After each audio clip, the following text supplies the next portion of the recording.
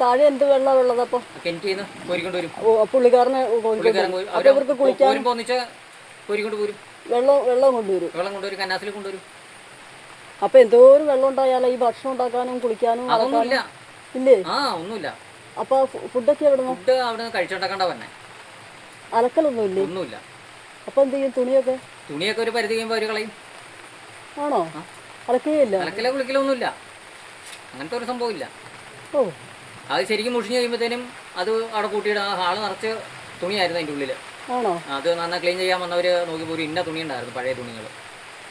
ഓ, അലക്കല കുളിക്കലൊന്നുമില്ല.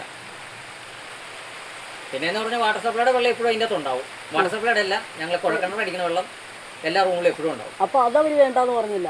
അതും അവർക്ക് വേണ്ട, അവരെടുക്കണില്ല വെള്ളം. ഓക്കെ. ഒന്ന് കൈ കഴുകാൻ പോലും അവർ ഉപയോഗിക്കണില്ല. അവർ കന്നാസി വെള്ളം കൊണ്ടുവരും, അവരത് ഉപയോഗിക്കും. നിങ്ങളുടെ ആരുടെ ഒരു സാധനം ഞങ്ങൾക്ക് വേണ്ടാന്ന് അവർ പറഞ്ഞു. അപ്പോൾ നമുക്ക് എന്ത് ചെയ്യാൻ പറ്റും?